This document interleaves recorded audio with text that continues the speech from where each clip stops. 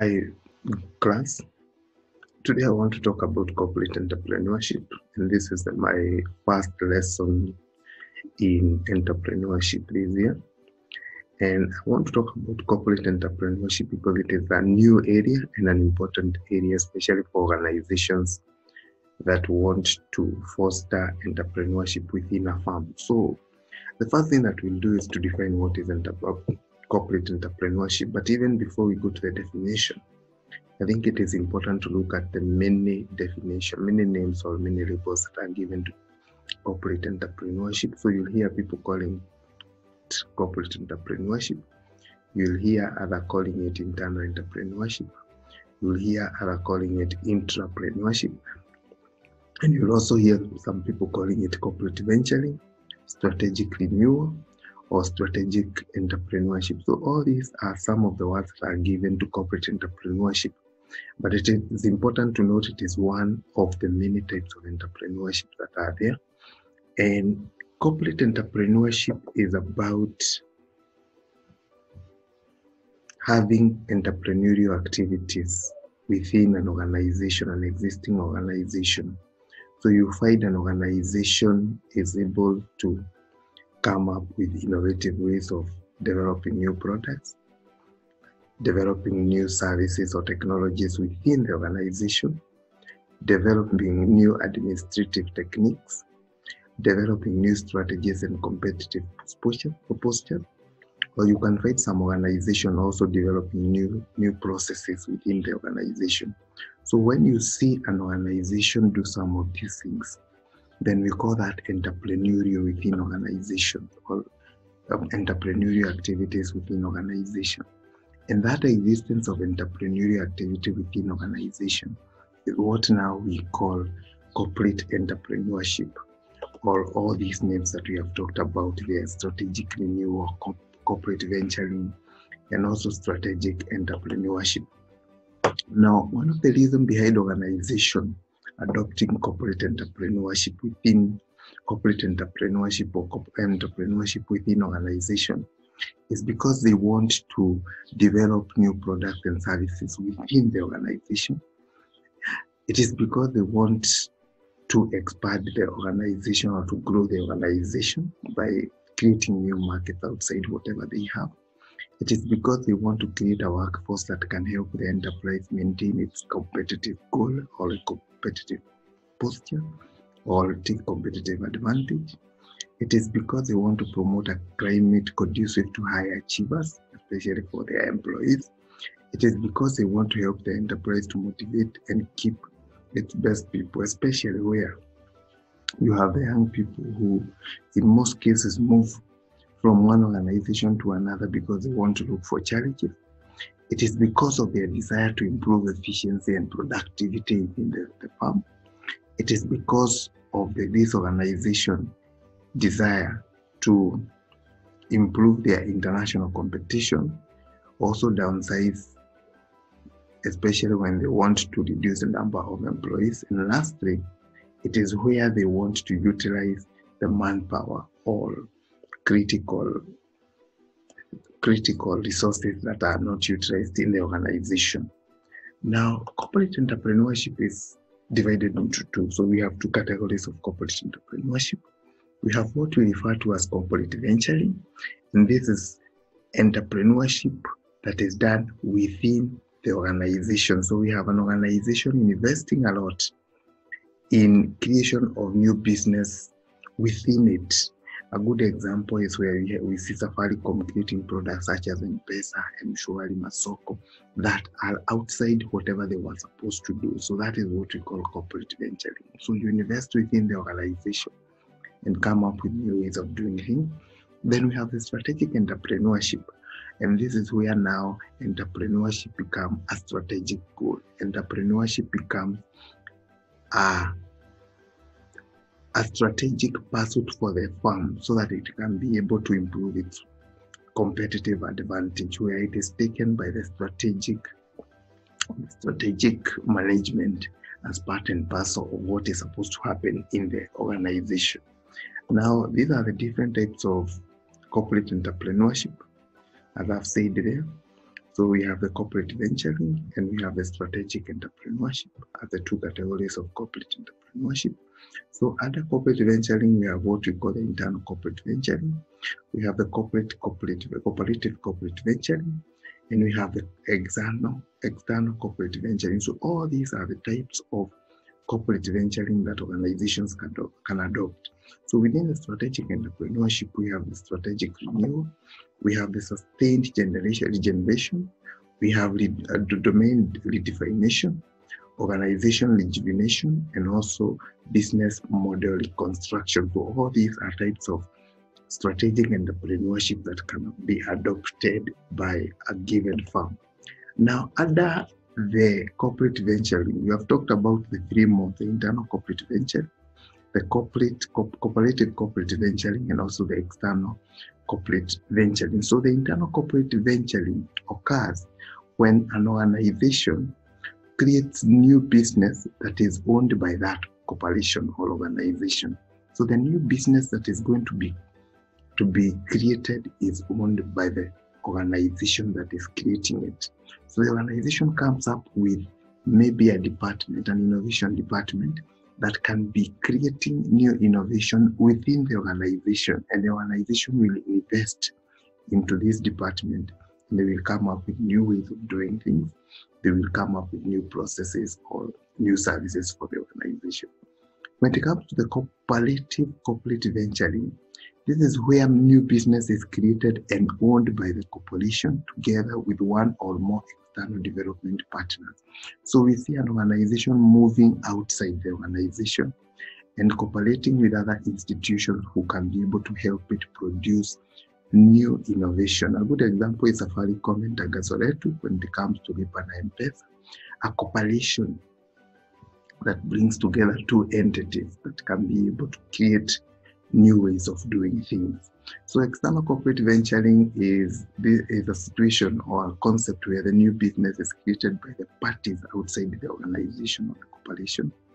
And what the organization is going to do is to either invest in those innovations through equity, or they will acquire them, or they will acquire some of those innovations that have been developed by new organizations. So a good example is what we see between the Facebook and WhatsApp, what we see between the Google and YouTube. All this is what we call external corporate venturing.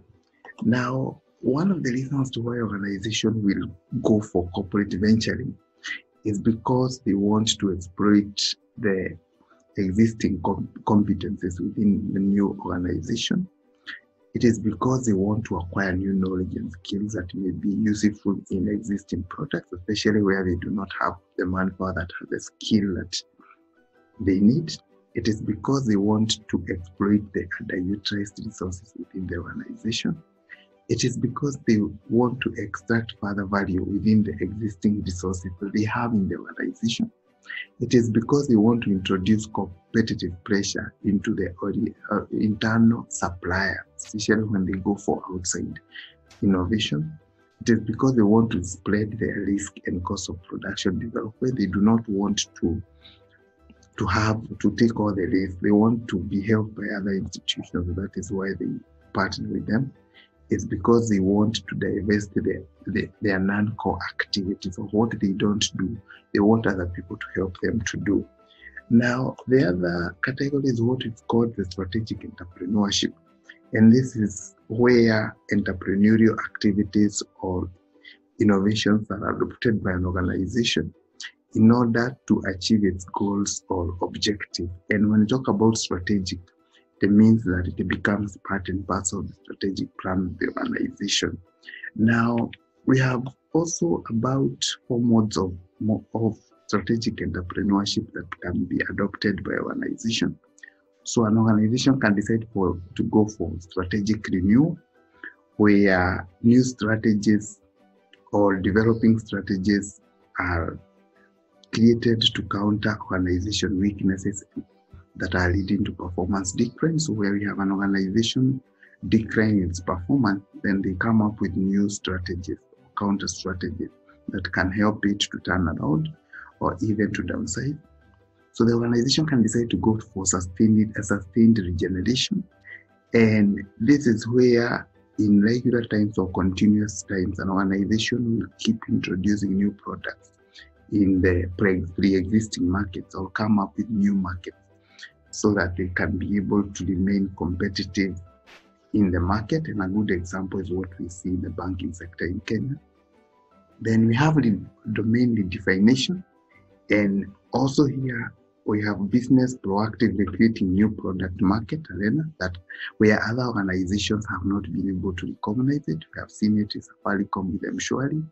We have seen it with Facebook, with WhatsApp. All these are domain definition.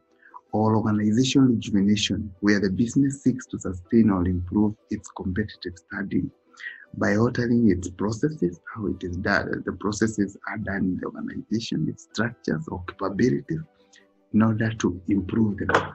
Now, the organization can also go for what we call business model reconstruction, and I think this is what is happening today during the coronavirus cases, where the organization will design a new or redesign a new existing business model for the organization. And in this case, when we talk about a business model, we talk about a concept that explains how an organization will create, deliver, and capture value to the customers.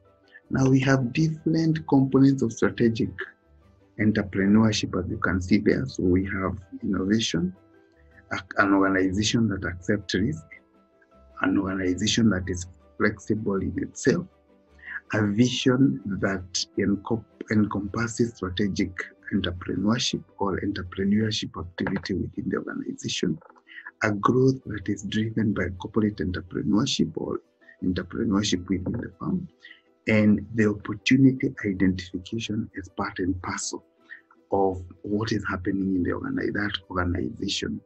Now, all these entails what we call the resource management within the organization and the dynamic of capabilities that are there within the organization. Lastly, maybe we can look at some of the strategic entrepreneurship models that are used by the organization. And we have one model here there by Ireland. So if you want to have strategic entrepreneurship or strategic entrepreneurial activities within your organization, you must foster what we call entrepreneurial mindset within the employees, and also make sure that your culture, the organization culture, goes hand in hand with the entrepreneurial activities or adoption of the entrepreneurial mindset within the organization. This can be done by incorporating the entrepreneurial culture and also entrepreneurial leadership within the organization. This entrepreneurial mindset within the organization and leadership is going to manage the resources that are around the organization strategically.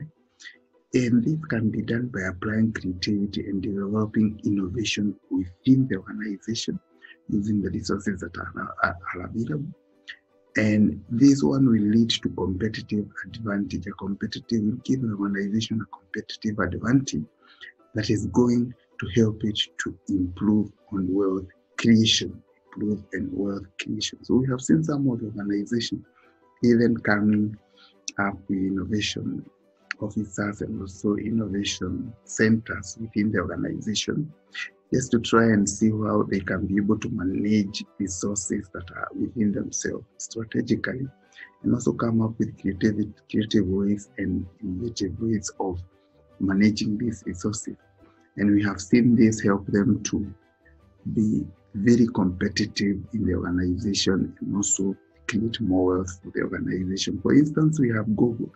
Google has incorporated a lot of entrepreneurial mindset within the organization, even in ways in which they organize their offices. They have tried to alter their culture in such a way that they can be able to foster entrepreneurship, give their employees an opportunity to fail and also to come up with new ways. And this is only done by making them look for new challenges or creative ways of doing things and innovation. And you can see what has been happening with some of these companies like Google, Facebook, and also Safaricom. We see a lot of competitive edge, competitive advantage in the products that they produce because they allow entrepreneurial mindset and culture within their organization. So thank you very much for listening to my class. And if you have any information, more information that you may need, you can contact me through that email that I've given there. So thank you very much for listening.